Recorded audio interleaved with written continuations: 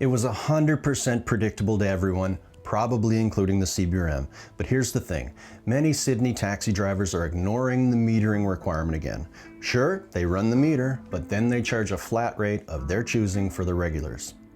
The cab drivers are breaking the rules, but it's really not their fault, and if you stick with me, I'll explain why.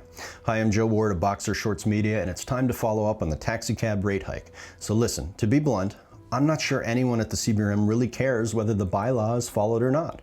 All indications are that many taxis in Sydney ignored the metering requirement for many years.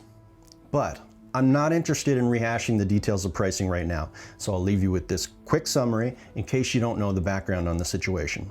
Several taxi drivers in Sydney are giving flat rates to their regulars and violating the metering requirement in the bylaw, because the claim out there is that at some point the CBRM started insisting that they all had to turn the meters on, and that created a price jump number one.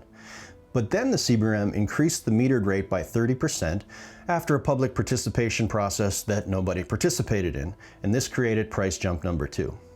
So there you have it. As of right now, Sydney cab drivers are technically required to charge more than they actually want to charge, and significantly more than many of their regulars can afford to pay. And it was all a result of what appears to be a poor understanding of how the local cab industry actually works, and the poor planning that follows.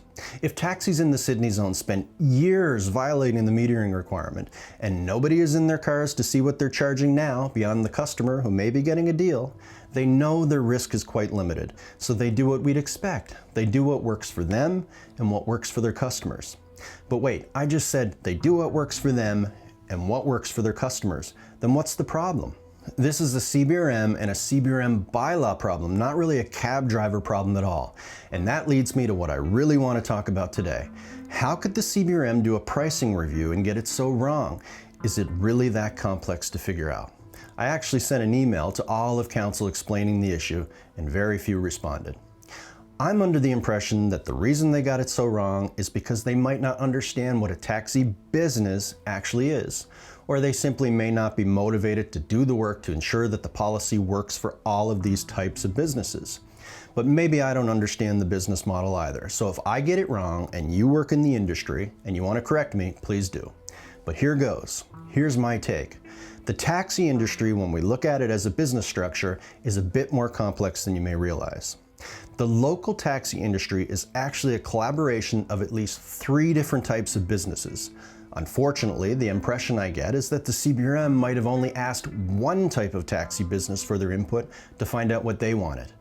But we have to know what they refers to before we start asking them questions. If the CBRM had asked all of the owners of the taxi business types I'll describe, they might have gotten better information. In fact, I'm sure they would. The first type of business is dispatch. That's the typical taxi cab company as we think of them. But we'd be wrong if we thought that it was just one business that owns a bunch of cars, hires a bunch of drivers, and dispatches fares to them, at least not locally. Their drivers will have to pay a percentage of their earnings to get assigned for fares. These dispatch businesses may have their own cars to assign to drivers, but they can also dispatch to drivers who have their own cars. So drivers are the second type of business. They may be sole proprietors, but if they're not getting their paycheck cut from the dispatch business, they're not employees. They're independent contractors, and that's another type of business. They may simply pay the dispatching company a weekly fee in order to receive fares. So what's the third type of business? Well, the third type of business is also interesting. There may be people who own cars but don't drive them. Instead, they let other people drive their insured car or cars for them under the banner of one of the dispatch companies. With all 3 types working together, you might imagine a scenario like the following. Dispatch company A dispatches calls to driver B, who drives a car owned by owner C, and that's essentially the 3 different types of businesses. Why does this matter? Well, first, here's a question for you. Why would the CBRM focus on just asking dispatch companies what they need or want? The dispatch owners aren't even the majority of business operators that comprise the industry, and it's the drivers who are the most impacted by changes to the pricing structure. And as you can probably guess, there are a lot more of them than there are dispatchers. The CBRM also knows who they are and they have their contact information.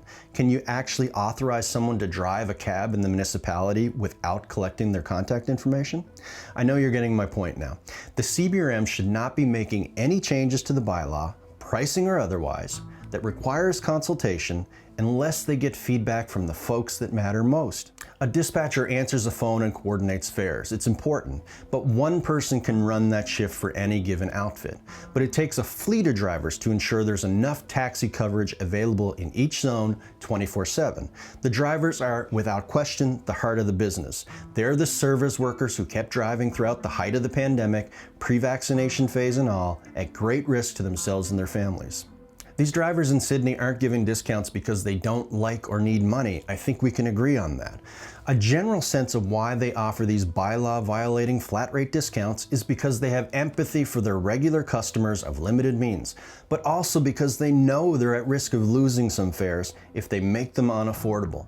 That's what turning on meters they hadn't been running before and then boosting rates on top of it achieved. Rates in Sydney jumped higher than any other zone, and it ultimately very quickly leads to cab drivers just saying the hell with the bylaw again and discounting fares at flat rates, whether the CBRM likes it or even understands what's happening or not. So the discount keeps the regulars happier and it ensures that they'll keep using the service. The drivers get a much needed boost in their rates per fare, and they break the rules to secure their customers. Right now, the rates are too high in Sydney from the perspective of the drivers themselves, because nobody wants to acknowledge that they weren't running the meters before. Nobody at the CBRM is going to want to emphasize that they either weren't bothering to enforce the rules, or they weren't paying attention, or they simply felt powerless to stop it if that's the case. Forcing the meters on in compliance with the bylaw, but then increasing rates by 30% at the same time was a real sticker shock, and it resulted in an effective jump that was much higher than the proposed 30% that was advertised to the public. For anyone that doesn't understand the word effective in this context, especially if you were elected to a leadership role with the CBRM, please look it up and figure it out. Okay, CBRM, if you're listening to my babble, one takeaway for you is easy, and here it is. Listen up. If you're getting your input just from dispatch companies, then you're missing valuable information from almost the entire taxi fleet, who collectively know what they need much better than dispatch can. So start asking them directly from now on and not letting dispatch be the primary source of biased information. But wait just a second. It can't be that easy, and of course, it isn't. There's a second problem that you should be aware of. Drivers will be reluctant to convey information critical of the dispatch companies whose flag they fly under. Imagine they reported a bylaw violation and then the dispatch owner is notified. If that happens, how likely is it that the dispatch company is going to keep working with the driver? So what you need to do is support confidentiality in the feedback that is received. I know there's some support for anonymous complaint filing in the bylaw system, because one of my own FOIPOP requests turned up a record of one complaint filed as anonymous. If it's good enough for the goose, it's good enough for the gander. If you send the drivers a feedback form, and you should, there's no need of having their identification required in order to submit it. Just get them to send it in by mail or digitally, and then take their feedback into consideration. If you had actually heard from Sydney drivers before making the price change, I'll give you a tip on what they likely would have told you.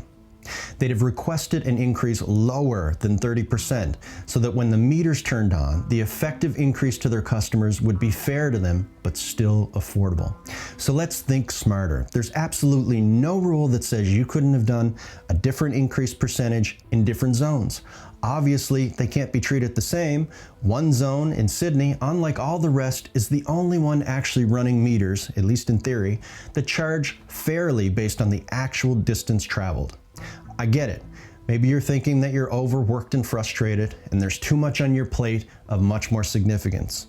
So if this is all too complex and the CBRM isn't interested in putting that much effort into it, or can't, or doesn't know how, then there's an even easier solution.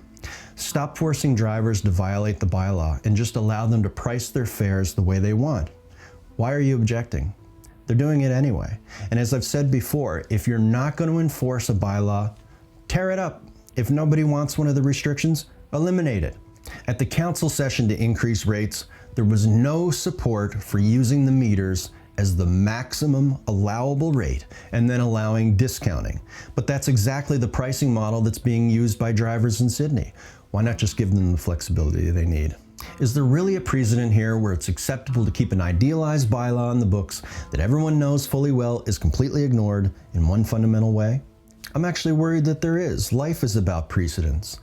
If it's too complex to figure out, then what happens when there's a real challenge to solve?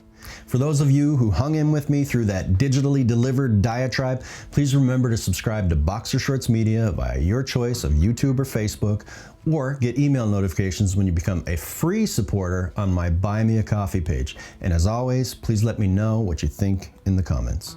Please hang up and try again.